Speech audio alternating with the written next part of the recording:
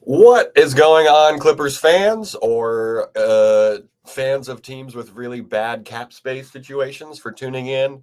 I am Chuck Mockler. We're kind of doing another state of the Clippers as we march forward in this very weird offseason for the Clippers that doesn't involve a lot of flexibility from a cap perspective and kind of a terrifying glimpse into what running it back might look like from my perspective. For those of you who don't know, I am Chuck Mockler. I host the Clips and Dip podcast with Adam Oslin and Will Updike. You can find us on Twitter at ClippersPod, or you can find us on YouTube at Clippers Podcast. So, yeah, today I kind of just wanted to get into like just what is the Clippers cap scenario. It's very bleak. I mentioned that last time we talked, but I didn't go into a ton of specifics. So we're going to talk the second apron, and then we're going to talk kind of what I think the Clippers need to get done right now, and then potential margin moves, and then some young guy talk too. I am going to warn you, the margin moves are not exciting. It's not a good free agent pool, and the Clippers have no cap space, so that makes for not a very fun offseason. I'm really worried about this offseason for the Clippers. I think this is going to be the hardest one of Lawrence Frank's career. There's not a lot of flexibility. They're in danger of kind of just running the exact same thing back, core guys wise, which I don't think will work again. So as of right now, all of the cap figures I'm about to tell you are from Justin Russo. Go follow his Substack. He knows a lot about the Clippers, a lot about the cap space. He makes it very easy to kind of understand. The Clippers are $47.1 million over the second threshold as of right now. So they're already kind of in a bad spot, second apron wise. There's ways to get lower than that for sure. If they're able to re-sign James Harden for 3 years for $120 million, and Paul George takes a drastic pay cut of 4 years, $201 million, they'd be only $33 million over the second apron. Great. If you waive PJ Tucker, which I'm going to get to in a sec, renounce the rights to Plumlee and Tice, then you're only $14 million over. So that is better. I guess it's still not ideal. You still have to fill in clearly backup centers because the Clippers would not have one. I don't think any of the young guys are trusted yet to be backup centers, which we're going to talk about in a bit. But that's how you can get to just $14 million over the second apron. I mentioned the PJ Tucker thing. He's going to opt in. It's already been reported about that. And as soon as that happens, I would waive and stretch him from the team. I don't know. He talked to the press a bunch about how he wasn't getting enough playing time, which I think is insane. He said that he had the hardest adjustment of anyone after the Harden trade, which whatever. He's not contributing on the floor, and all he's contributing off the floor is kind of distractions. There's been a few people who are talking about how you can trade PJ Tucker and the 2030 first round pick for something, but I don't think that is possible, and you're not getting a player worth a very valuable pick. The 2030 pick the Clippers have is incredibly valuable, especially if you look at their roster and the age of it. We have no idea what's going to happen in 2026, right? We 2030 is a very long way away, especially for this Clippers team. So that pick has a bunch of value to it. I don't see the Clippers trading it. Please God, don't trade it. But you get PJ Tucker, he's going to opt in, waive and stretch him. That turns his $11.5 million into just 3 separate cap hits of like $3.8 million. And it makes the luxury bill easier to deal with. The luxury thing is important because I wish this was like soccer where Steve Ballmer could just pour all his money into the team, but there are cap rules and there are luxury taxes, and Ballmer is conscious of that. It's not a situation where he's willing to spend a bunch and just be in the luxury bill. The Clippers saved $110 million in luxury tax after they declined to guarantee Eric Gordon's contract how many seasons ago was that? I don't know. It feels like one or two. So Ballmer very much cares about the luxury tax, and I think that's fair. The tax bill for the Clippers can be kind of crazy. The Paul George contract is kind of the number one thing impacting the cap space.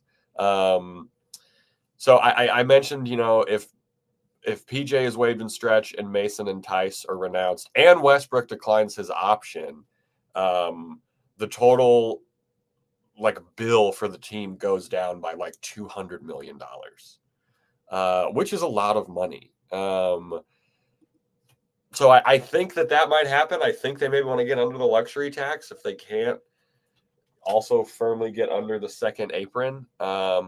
We'll see, but just keep that in mind because Ballmer is conscious of that. He's not just going to hang out in the luxury. He's not just going to hang out paying $200 million extra for a team that is probably not going to win the championship with how it's currently constructed. So, yeah, I think there's a couple things the Clippers just must do for their cap. The PG contract is annoying, obviously.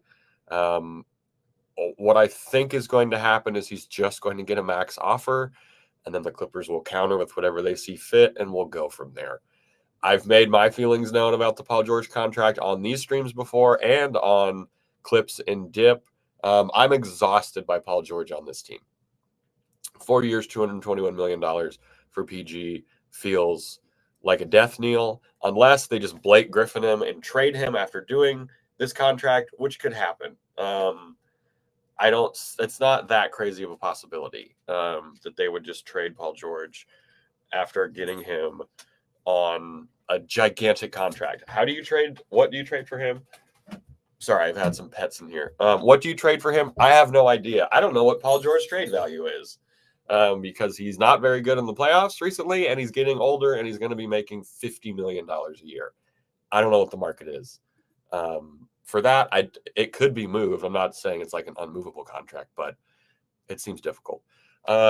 Zoo and Terrence are extension eligible, and this is a bigger priority to me than keeping Paul George. It would be to keep Terrence Mann and Ivica Zubac, strictly for the fact that these guys are healthy and they play basketball very well. But that is so valuable on this Clippers team. If we're going to kind of do this like run it back type thing again, you need guys who are going to be available because there's inevitably going to be some load management from Paul George or from Kawhi Leonard and probably Paul George, which is good. They're old. So you need guys who are going to be available and guys who've shown that they can step up, which that's all they've done in their Clippers tenure for the most part, is gradually get better and step up when the stars are out. Terrence could have gotten an extension last season, but there was nothing done by either side to really make this happen. If you read the quotes from Terrence, they're a little like curt, I guess. Like he was asked about it. He said, no extension yet. We're not thinking about that yet. But I don't read too crazy into that. The extension for Terrence is like pretty, I think, reasonable. I love Terrence Mann on this team. He can sign a 4-year, $78 million extension, which he should probably do. He's going to be 29 very soonish, so he's going to be like 33, 34 at the end of his next contract. I don't know if he'll be able to play well enough to get a contract that has a higher AAV than this when he's 34 or something like that. So I think 4 for 78. I hope he takes it. It would make sense to take it, I think. I think he's a $20 million a year player. I think Zoo's a $20 million a year player. So 4 for 78, sure, it's lower, I guess, than maybe what he thinks he can get from someone else. But I think 4 for 78 is very comfortable for Terrence. And the Clippers should do it right away. They should have that offered. They need to lock down guys like Terrence Mann.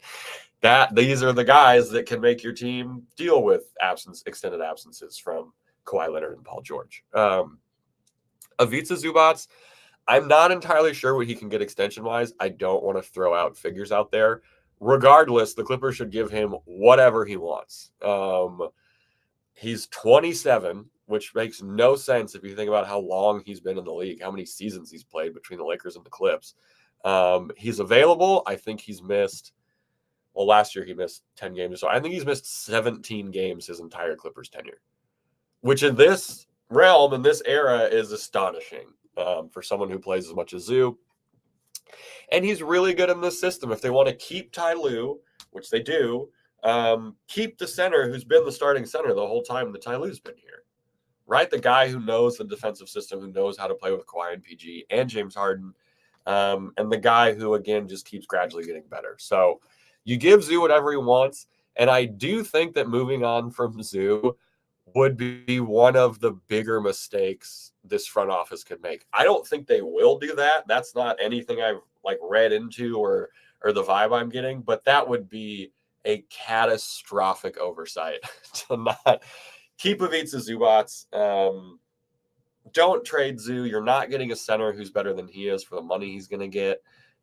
It's probably going to be a big contract. I'm sure the legion of people who don't think Zoo is very good are going to be pissed at whatever contract he gets, but it's going to be worth it. We saw what our backup centers looked like in the playoffs. I just don't know if there's centers better than Zoo right now for what he's going to command salary-wise. So you gotta re-sign Zoo. My one reservation about how this might go down for the Clippers is Lawrence Frank was asked about Zoo and how good he did at his exit interview. And he mentioned that, he developed well, but a lot of that was James Harden. I don't know. I would maybe feel some type of way about that because it's well, sure, but that is exactly why you brought James Harden in, right? Partly to make Zoo play better. So don't not reward the guy for doing what you needed him to do and play better when James Harden was here. So I hope they don't. I don't know if I can curse on this stream. I hope they don't mess around with these contract negotiations and try and do weird lowball stuff with Zoo, because it would be disrespectful, and you need to keep both these guys. I wouldn't be surprised if Terrence doesn't necessarily want to deal with another year of having to step up when Paul George and Kawhi are out, but I hope they can make the deal happen. So those are the biggest things that they can do. We got a bunch of questions on the pod about margin moves and things like that where the Clippers can get better. Lawrence Frank, said recently they were a wing short and they need to be more athletic. I don't know how they get there realistically. People have been sending me 4-team trade machine options, which I don't need. No one needs those. So maybe they trade Norm for a guy like this. We don't really know what's happening with Russ. I don't want them to trade Norm, but Norm makes $19 million in salary. And so for a team that needs a score-only guard, it makes a lot of sense. But I can't think of a bunch of teams that need a score-only guard that have a glut of wings that could be divided between two people or something. A really hot player in Clippers fans' minds is Jonathan Isaac. Their cap space is super goofy over in Orlando, so Norm for Isaac just doesn't work straight up. I don't think they would do that. Maybe they were tired of Jonathan Isaac's, injury or something like that, but it's just weird. There's not a lot of, I don't know what the market's going to be for that. And again, I've mentioned this. I'm not entertaining any trade ideas that involve the Clippers 2030 first-round pick. I'm not doing that. I don't think the Clippers should do it. We need draft picks. We can't just keep shipping these draft picks out. The free agent pool is incredibly shallow and only has old guys on it. Funnily enough, Nick Batum and Robert Covington are free agents. I see no world in which Robert Covington comes back to the Clippers. I would hate that for him. He wouldn't play.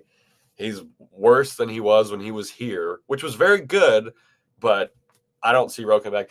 Nick Batum, as a fan, it would be great to have Nico back, but that makes our team older. He would be cool off the bench. It doesn't solve the age and athleticism problem. It actively makes it worse. I love Nico. We started the Batum Battalion over on our old podcast.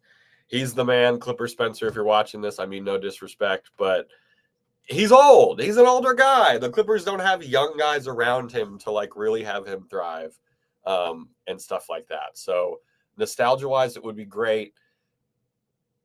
Athletically and roster-wise, it would set the team back a little bit. He's a very smart player. He's very good. He's going to be playing in for Team France and stuff but I just don't. We can't run it back from a year ago. Is it crazy to want Mo Bamba? Is that insane? He played on a 1-year, $2.3 million contract for the 76ers last season. He's probably better than Mason Plumlee, who I can see the Clippers just kind of being done with. He's coming back from an injury. He showed in the playoffs that he's not very good at playoff basketball and not really what the Clippers need. So is Mo Bamba insane? I don't know. He's more athletic. This is what we're dealing with, y'all. Like this is where we're looking at. We're looking at the Mo Bambas of the world. If Tice comes back on a minimum, I'm not mad at a Mo Bamba, Daniel Tice backup center platoon. I don't love it, but Daniel Tice was really good for the Clippers last year for what he had to do. I thought he was great. He got no burn in the playoffs, which would probably happen again. Mo Bamba probably wouldn't get burn either. So this is kind of what I mean when I said earlier, like things are kind of bleak for the Clips. Like it's just kind of like, ugh, like I don't like any of these options. KJ Martin back on some kind of low deal. I'm going to be honest. I put a note in here that says that feels insane, even as I typed it. Bismack Biyombo, he brings hustle. I'm not sure what else he brings. The age is still an issue, but he's athletic, right? Like, I don't know, man. There's no cap space to trade for anyone who's a needle mover in any significant way. They shouldn't trade the first round pick. They don't have picks to bottom out. It's an ugly offseason. I don't like using that word to describe anything, but this is a heinous offseason for the Clippers, I think. I'm slowly slipping into madness as I talk more about it. So if there's not guys to add, what can we hopefully expect from the young guys? The most NBA-ready young guy who has proven to be a solid plus real NBA player is Bones Hyland. My co-host, Will Updike, always says that good, young, and cheap are things that teams always need. And that's something the Clippers are in desperate need of. And Bones fits that. If Russell Westbrook declines his player option, I would love to see Bones get another shot. I'm not going to pretend like he didn't look unengaged or detached at times last year. Clearly frustrated with his role. He left, he was excited to leave Denver to get a better chance. He got the chance. We brought Harden in. He was back to the bench, back to garbage time and playing really poorly in garbage time. I do suspect being around a malcontented teammate like PJ Tucker may have played into this.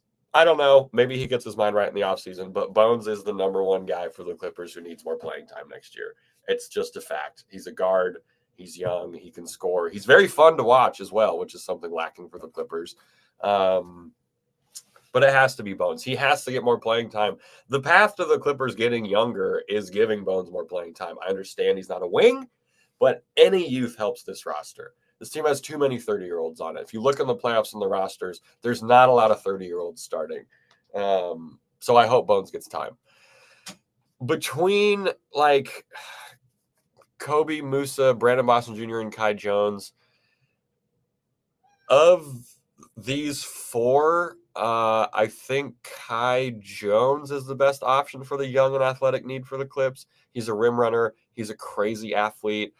This is the type of guy that they've brought in, right? Like we had KJ Martin, who was, fun fact, the only Clippers player in the schedule release video last year.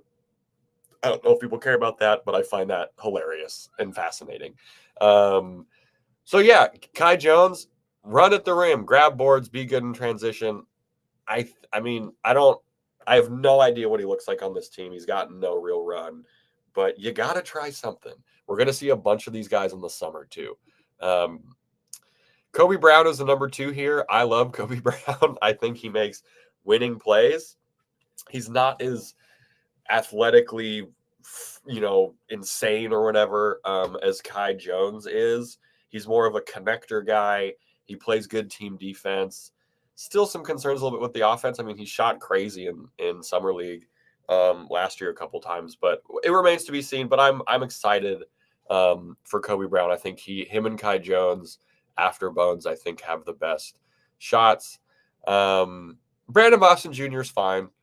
I wouldn't be surprised if the Clippers move on from him. He hasn't really popped with the first team. I know the potential is there, but I don't know. I wish the Clippers could bottom out and get draft picks and just let Brandon Boston like kind of lose his mind and try and get better. But I just don't think it's there. He's been on the team long enough.